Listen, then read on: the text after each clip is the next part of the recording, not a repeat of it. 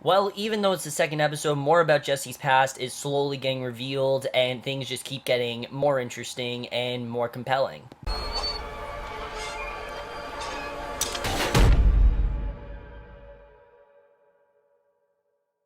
Before I get to the episode, real quick, I do know that the intro was from episode one.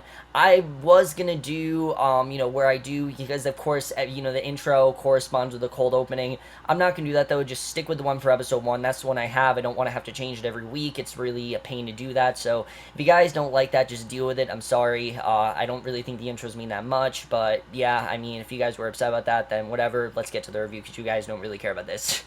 Hey guys, Camera for Preacher, Season 1, Episode 2C, and yes, we did have to wait a week for this episode, but honestly, I was fine with that. I think the first episode, was supersized, it was 90 minutes long, it gave us, I think, enough to, get out of that first episode. I think it gave us enough time to praise that first episode, and what I liked last week is that people that didn't see that first episode, because maybe they were watching Penny Dreadful or whatever, because of it not being on last week, they replayed the first episode, more people could jump into the show this week, and it'll get more fan base, which hopefully I think it does. I think the shows are being renewed for a second season, but anyways, obviously I was looking forward to this second episode. I love the premiere. I thought it was different. I thought it was weird, and also just a really interesting story. And this episode I thought was just as great, if not better. I mean, there were some really great things this episode.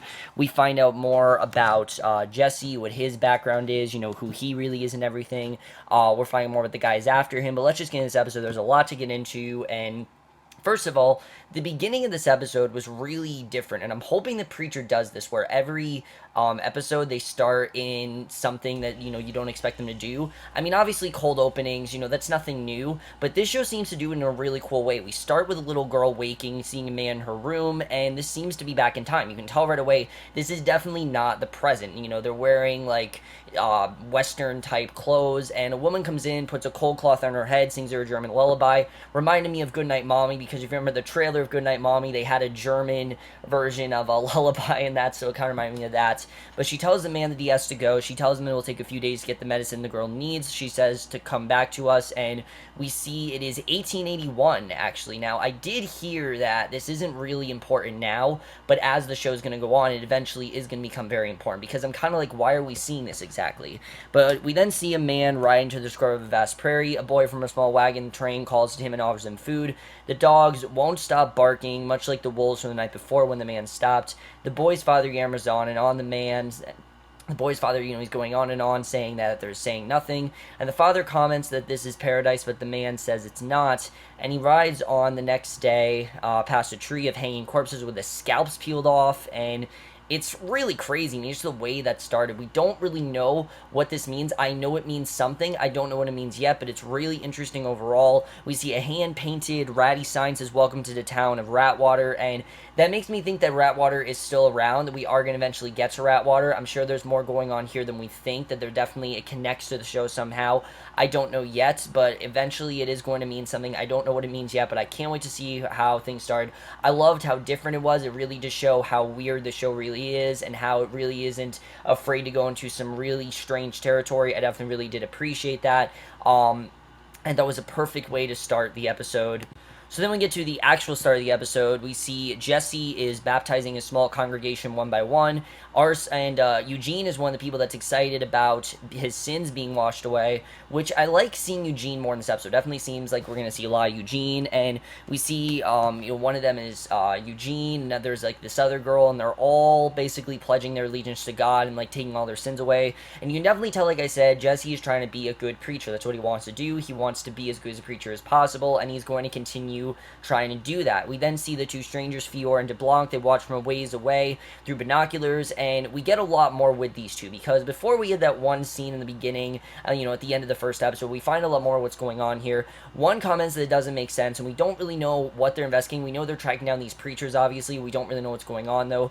Tulip then shows up, asks to be baptized. She whispers that it's time to get to work and thanks him for getting her all wet, and Jesse says no, and I love the interplay between Jesse and Tulip. I mean, there's so much great banter here, and also Tulip, what she's trying to do, you totally understand what she's trying to do in this episode. I really did love her here, and basically, Emily asks Jesse who the woman was, and he plays dumb, like he doesn't know her, and You can tell that Emily obviously knows. Miles talks to Jesse and annoys her as she's trying to use the cappuccino machine. Cassidy asks Emily for a pay advance, and she reminds him that the AC is still broken. He says he's waiting on a part. He tells her he's desperate for drug money and might do something bad because he desperately needs his drugs. And again, I love Cassidy in this episode. I thought he had some really funny lines, especially this one scene with Jesse, which I'll get into. Some whisper about Ted cutting out his heart in front of his mom. Apparently, Ted is dead. We basically get that impression here.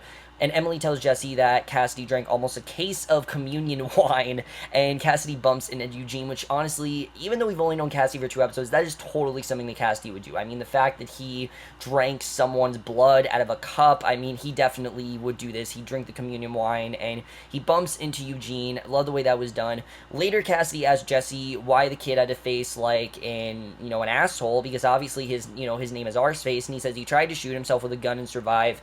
Cassidy says he should have tried harder, and I love that. I mean, Cassidy he does not hold back. He's such a savage, but that's one of the reasons I love Cassidy. Jesse tells Cassidy he can't make trouble if he hands around. Cassidy agrees. Some guys call murderer after Eugene is dad, and he has to talk his dad down from confronting him and everything. So it's interesting because obviously when you look at Eugene, he kind of does look like a monster. The fact that his face, looks like an ass and everything, but it's kind of like Frankenstein, the way that Frankenstein was looked at as this monster, but he's really not. And it kind of makes Eugene a lot more interesting of a character. Even though he's ridiculed and that's kind of funny, you do feel bad for him because he really is just a regular guy who, tried to kill himself and probably still has those thoughts, but it didn't work out for him, and he's given a chance to live. But I think Eugene kind of doesn't really want to live. You can definitely, I think, can tell that living is not the best choice. He is still getting picked on. He's still being bullied, and he's still very upset about it. So basically, I think that's very interesting what's going on with that. So Linus tells Jesse that he had an urge about a little girl who rides the bus he drives. The guy babbles on, and Jesse tunes out, and he hears a ringing in his ears. And we don't really know what's going on here, but we start to realize really more what's going on with Jesse, because of course we heard in the first episode that Jesse used to do a lot of damage, and then he used to fight a lot of people and hurt some people and things like that. But we start to realize more of really what he's capable of in this episode. Jesse comes back to himself, tells him that he can't act on his urges and must truly repent. And Jesse then says that Linus has to stop sinning. He gives the guy a hug. He says, "Thank you, preacher." Then says he won't be the same after today. So Jesse then sits aside smoking. A dog barks nonstop. He's annoyed and shouts quiet, and it does abruptly. The way he was able to do that, like I said, Jesse has this power, I guess, where, if he told you to do anything, you could do it. So I think that's really interesting. Donnie, whose arm is in a cast, is with some other men, and they come to visit a farm. Of course, remember that awesome scene with Donnie in the first episode. So Donnie's back here. They come to visit a farm. They talk about them taking part of their land. The couple is intimidated, and they sign the paper. The team immediately begins to move their furniture out of the house. A bulldozer knocks the house down. Really crazy. Donnie busts the noise of the guy driving the van he's in. The other man looks away. Jesse and Emily are then in front of the grocery store, and he's soliciting such suggestions on how to make the church better, because obviously the church, no one really takes it seriously. We know, of course, the stuff that people said about the church. We know how people feel about the church, and it's just not really that great. He wants to make it better. And I like that Jesse really is making this effort. Even though it doesn't really seem to be working, I like that he is trying to make this effort. And it's obviously because this is what his father wanted him to do, so there's that as well. A school bus then drives by. Jesse stares as it passes, and he gets into his truck. He sees his steering wheel is completely gone. Now, what happened, we don't know. But Tulip pulls up, asks if Jesse took his wheel, and asks if Jesus took his wheel, which I thought that was a hilarious line, because the song Jesus Took the Wheel. She says the baptism worked wonders, and she's changed, then drives off, leaving him stranded. And the fact that she just drove off and left him there, I mean, really funny stuff. Jesse sees that she hung it up over a nearby light pole, and that she, in fact, is the one that took the wheel. So later, he drives back to the church. Cassidy hides in the shadows of the church porch so the sun can't get to him, and wiggles a bottle of hooch at Jesse, who comes to drink with him. And Cassidy mocks Jesse for thinking that God has a plan for him, then says that it's a boring plan. And again, like I said, we know that Cassidy really doesn't believe in God. He doesn't really have that faith. And while they're playing it as something fun, because I think Cassidy's just a fun character right now, I do think eventually it is going to become a big issue. The fact that Cassidy doesn't really have any faith, he doesn't, even if you don't believe in God, you should believe in something. You have to. You got to believe in something. You got to have that drive, because if you don't, it's just not going to work out as well for you. You got to believe in something, and clear that Cassidy does, and Cassidy is the definition of an atheist, and Basically, he says it's a boring plan. It's God's plan to tell him that it's dull. Cassidy reminds him that he broke a guy's arm to make him make a bunny sound, which is really interesting that we found this out, that Jesse did this. And we remember that from what he did to Donnie, obviously.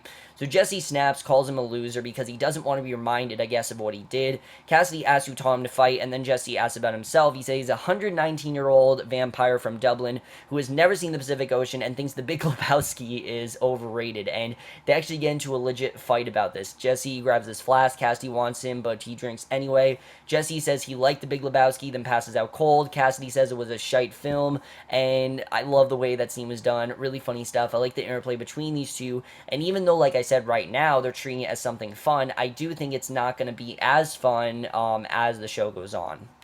So a maid then comes to the door. Fiore answers gun in hand, scares her off, and that was really weird the way he just scared her off like that, obviously because he had a gun in his hand. So they take a large trunk out with them and leave the motel, and again, we don't really know what's going on there. Cassidy is out for a joyride in Jesse's truck. He took his keys and wallet, which is crazy. Just the fact that Jesse was passed out, took his keys. And there's some, now we know obviously why he did this. I think he did this probably to get his alcohol. There's something terrifying inside Jesse as he sleeps, though. Fiore and DeBlanc are at the church staring at him, still unconscious. They open the trunk and we see a machine inside. They see a coffee can on him, and then they crank the machine and a song begins to play, and we get this hilarious scene of LeBlanc singing about winking, blinking, and nod, which I used to read that book all the time. So this not only was creepy, it was also kind of funny the way this was done. The music's playing, he sings about fishing for a fish, and Jesse snores on. He checks the coffee can. That's something I love, is while this scene was creepy, it was also funny. Like, they always find the funny in making it creepy.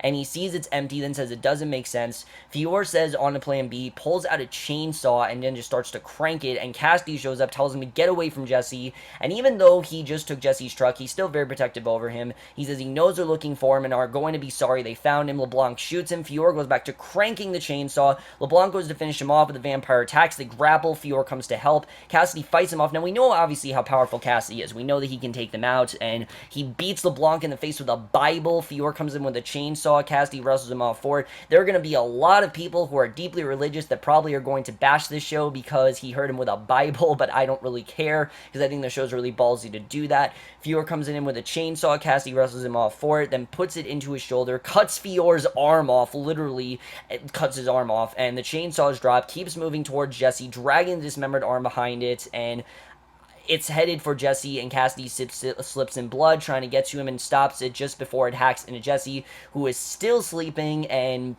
such a close one. I mean, if anything, that could have just gone right on Jesse. Obviously, we're not going to kill Jesse because he's our main character, but such a well-done scene. I love the way that was done, and this show just knows how to do violence so well. Knows how to do combat violence. It was a very terrifying scene. Anything could have happened. It was also kind of funny as well, the way that Cassie was able to take them out. I love the way that was done, and also because the fact that Cassie was just blaming Jesse for, you know, hurting a man's arm. I mean, Cassie just took off a man's arm, so they're really, I mean, he's kind of a hypocrite for doing that, but I think he knows that. So at a local whorehouse, we see the men partying that evicted the family earlier. Some are playing poker, and a young boy walks around. Tulip is there playing poker with them, and Clive, the guy with the busted nose, isn't happy that she beat them again. Clive stomps out, tells Lacey to keep on. Mosey, the madam, tells him to go easy on her, but he seems menacing. Mosey asks Tulip about her uncle, and she talks about how drunk he always is, and then she takes a call from Danny and sets him meet, and Tulip asks if she can borrow a room, and then they sit to play poker game, and I'm thinking we're going to find out more about Tulip's, uncle eventually. We hear a little bit here, but I feel like this is eventually going to come into play, and it is going to play a big role. Not yet, but I feel like as the show goes on, it's going to be a big role. It's going to play a big role, I mean. So Cassie's eating up the blood on the floor. Really disgusting stuff, but basically the shotgun hole is in his stomach, finally closer up. He curses at the mess. He cranks up the chainsaw, quotes Scarface saying, "Say hello to my little friend." Totally something that Cassidy would do.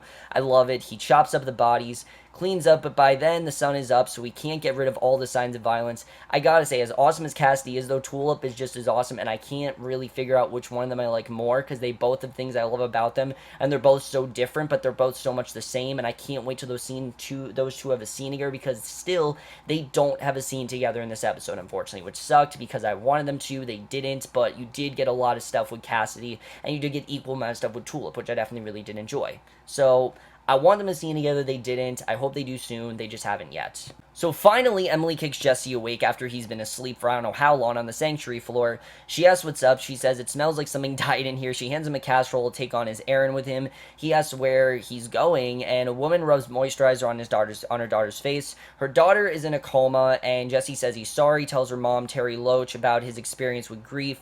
She says those are nice words, but they won't help her wake up, and says they won't change her diaper. She pulls the wig off her daughter's head, and we see part of her head is missing. So right away we see how that translates into what we saw in the beginning with the skinheads. That's kind of what's going on there. Not fully, but kind of is. That's kind of how I saw it, is what's going on there. And for a second, when I did see the daughter, I'm like, is that the same daughter that we saw in the beginning? I'm like, no, that's not possible. It was from like the 1800s.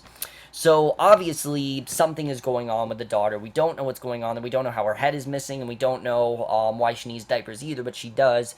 Jesse then watches the school drive by as he leaves the house after the mom chews him out. Later, Jesse is driving after dark, stops his truck, he gets out and calls hello. Someone creeps on him with a taser. He wakes later to see he's been chained up in a room, and a woman in a mask comes in to scare him, but of course he knows it's Tulip, because Tulip would totally do this sort of thing, would totally torture him just to talk to him, and says, get me out of here. She says the door is open, but he says his ankle is chained. Tulip tells him the map she has is for a client of Danny's, and when they swap it, they will get interesting information. And again, what a savage. I mean, she literally chained him up just to get information out of him, and he says he doesn't care, but she says she's going to Houston to meet Danny. She says she knows what he did to Donnie, and says that's the real him. And honestly, I don't think she's wrong. That's really who he is. The fact that he, mercilessly abuses people, he mercilessly hurts them, that is who Jesse is, and Jesse can't deny that that is who he is. He clearly is trying to, but he can't do that anymore. And Tulip straddles him, says she's going to ask him to do the job. He'll say no, but she won't do it without him, even though he's going to say no. She's not going to do this without him. She's going to make sure that he continues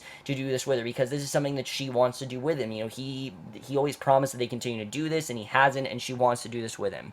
So Tulip says she'll just keep asking because deep down he's a bad, bad man, and she knows that. She knows that really this is not who he really is. He doesn't really want to be a preacher. He's just covering that up because he doesn't really want to admit who he really is. And she says the bad man will come out eventually and say yes, and he'll eventually, those dark the dark being in him will eventually come out, and that is actually who he is. So I think it's a very interesting scene.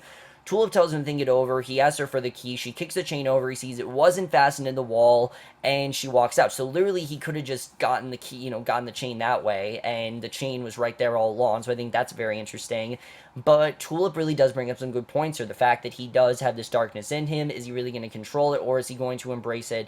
It is kind of like Penny Dreadful, but Penny Dreadful, he's a werewolf, and there's that whole situation. The difference here is that Jesse, we don't really know what he is. We don't really know what he is right now. We don't know really what he can do. I think it's very interesting. I like the mysteriousness here, and I'm definitely looking forward to seeing where that goes in the coming weeks. So Jesse then tries to saw the chain off his ankle later while he's drinking. He hears someone coming, and it's Eugene who has to put the chain on him. He says he did it to himself. He's lying. Jesse asks Eugene what he wants, and Eugene says he lied about him being changed after his baptism, and he says he felt better at first, then felt bad again later. He says maybe he didn't do it right, then asks if they can try it again. Jesse tells him keep trying. It's all they can do. He says a change in the soul comes from God, and Eugene asks what if this is the me that God wants, and that's why he's always the same. And we know that Eugene feels that God really isn't on his side, and that God isn't really with him because God made him this way, and he feels that this is who God really wants him to be. And honestly, like I said, I really do feel bad for Eugene. As much as they're making fun of him, it's sad, really. I mean, he has this horrible deformity. He's alive. He doesn't understand why he's still here. He doesn't understand why God didn't just let him die. He's trying to find his purpose, and he doesn't really know why he's still on this earth. And it's a very sad situation. I definitely do feel bad for him. And Jesse says he gets what he's saying and looks lost in thoughts, and you can tell that Jesse doesn't really know what to do because he knows that he really doesn't. I feel like he himself is questioning God as well. Who does God really think he is? Does God really want him on this earth either? Does he really deserve to be here still? It's a very interesting situation the way that that's going on. So later Jesse goes to Lionel's house. The bus is parked out front. Jesse breaks the glass in the door, lets himself in. He listens at one bedroom door, then goes deeper into the house. He hears a man coughing. He finds Lionel in the bathroom flossing. He punches him in the face hard and says, forget her. Lionel says who, and Jesse says, you know who. Jesse starts throwing water in the bathroom, takes his jacket off and hangs it up. Linus says he just can't come into his house like this and says he's sick and addicted and the desire doesn't go away. Steaming water fills the tub. Linus looks scared, then says he'll forget about it. He tells Jesse he can't do this. He says everything he said to him at church is confidential, and those are the rules. He says he cleansed his sins, and that's what's going on. That basically they were in, when you confess to a preacher, that's you confessing to a preacher. A preacher shouldn't do anything about this. And Jesse clearly, like this again shows how he's not a good preacher because he's beating him up. And Jesse turns the water off.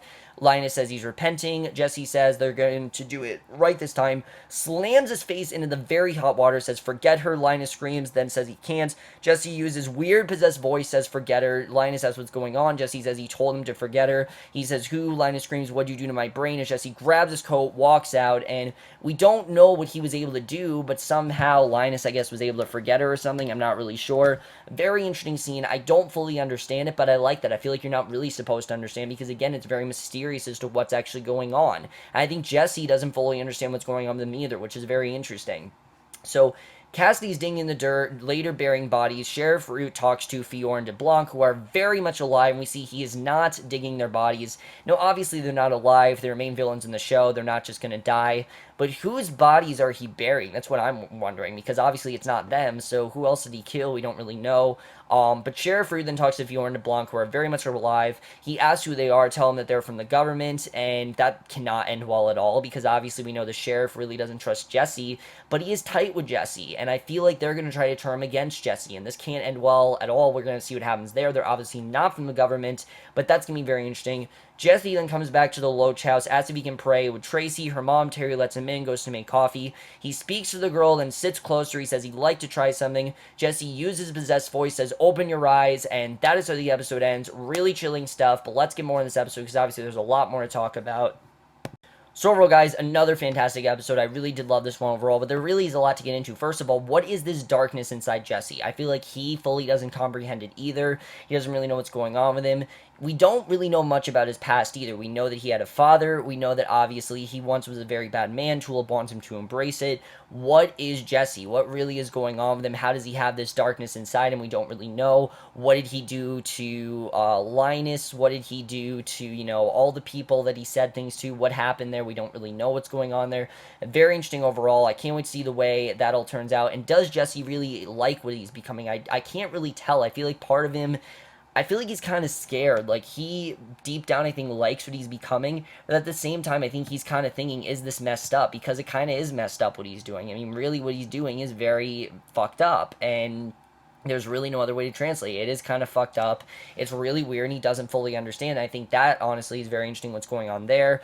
So we'll have to see what happens with that. And also, what did he do to Linus? I'm sure we'll find out, but I don't really understand what he did to Linus yet. I'm sure we're going to find out in the next week.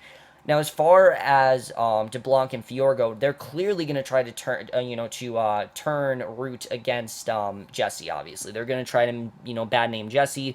They're going to try to make sure that he does not trust Jesse even more. That Jesse's this terrible person. We still don't fully know what they're doing. We know they're going after preachers, but we don't know what else is going on besides that. Who else did Cassidy kill? Obviously, he's burying bodies. We don't really know what's going on there. I cannot wait for him and Tulip to have that first scene together. I'm looking forward to the day they do. I know they're going to at some point. They just haven't yet. As far as Tulip goes, like I said, I think her points are valid. The fact that she's saying embrace the beast within you, this is really who you are. You can't deny that you are this savage being. And honestly, throughout this episode, we definitely do see that. Jesse clearly does have darkness inside him. Now, does he want to control it or not control it? That's up to him. But clearly, he does have something inside him, and he needs to embrace that rather than conceal it. And really, that's a question of, does he want to do that? What does he really want to do? A very interesting situation. Can't wait to see the way that turns out. Eugene. Is God really on Eugene's side? Because clearly Eugene does not feel he is on his side. I don't really know what's going to happen there. Is Eugene going to be able to get God on his side? I mean, I don't think you can just randomly get God on your side, but I think Eugene's going to try to do that. I think he wants God to be on his side. I think he wants God to be there for him. He wants to know why God made him this way, obviously, so I think that's very interesting as well. And I do feel bad for him. As much as Cassidy makes fun of him, I do feel bad for Eugene. As far as Cassidy goes, I do think being an atheist is eventually going to become a problem for Cassidy, because he has to believe in something. He has to have some sort of faith, and how is he going to react to Fiore and DeBlanc not being dead? These are probably the first two men he thinks he's killed and hasn't, and that's going to be a very interesting situation to see what happens with that. The fact that they aren't killed, how he's going to react to that. I can't wait to see what happens with that. It's probably going to be very funny, but also kind of, shocking for me because he's never really dealt with something like that before. So that I think is really interesting. Jesse, trying to be a good preacher. Clearly, he's trying to do that. Emily wants to be a good preacher as well. She's trying to help him out with that. But I like the way that he's kind of torn between two women. It's a love triangle, but it's really not a love triangle because he's not attracted to either of these women. It's more of the love of, either the love of the church or the love of darkness. It's those two things are colliding together. And I know that's kind of a weird analogy, but that really is what it is. It's either, you're either, for the church or you're for the darkness. Why are you really here? Because Jesse said in the first episode, this is why I come home. But is that really why I came home? We don't really know. That's very interesting. And then the first scene that we saw, what is that really trying to show? Are we going to go to the town of Ratwater? We can find out what's really going on there. Why did we see that scene? I mean, we don't really know what the point of that was. I'm looking forward to seeing really what that was about because I think overall that's really interesting. I'm sure we saw that for a big reason. I just don't really know what that reason is yet, and I like that. I like that we don't really know why we saw all of this. What is the point of all that? What's really going on there? All that is stuff that I want to know, and I don't really know why that's happening. Jesse's voice as well. How can he get people to just, how can he control them? Because clearly he controlled Linus. He did something to his brain. We don't really know what he did, but I think that's very interesting. Also, Tulip's uncle, are we going to find out more about him? I mean, we heard that little tidbit about him here, but I think we are going to find out more about him. It just seems like something that we are going to find out more about. It can't just be something they abandoned. I feel like we have to find out more about her uncle at some point. I don't know when we're going to find out more, but I definitely think we're going to.